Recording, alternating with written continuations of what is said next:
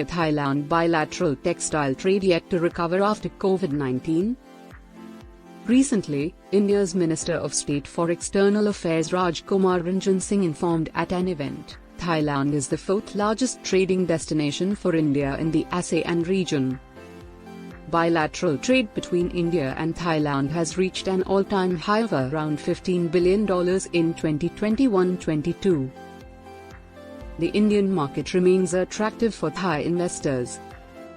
The economic cooperation between the two countries in trade, investment and tourism have continued to flourish during recent years, Singh said at the recently concluded second edition of the Northeast India Festival, in Bangkok.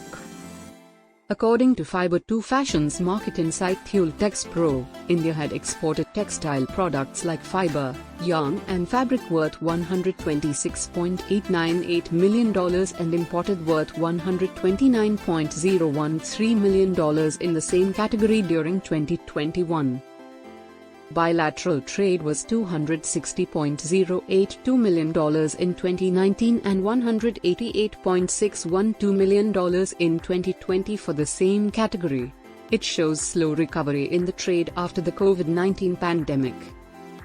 India's exports of textile products were valued at $174.007 million, and import was valued at $86.752 million in 2019, which totaled $260.082 million.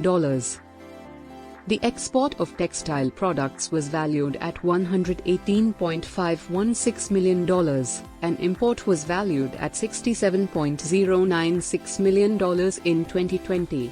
The total bilateral trade was $188.612 million.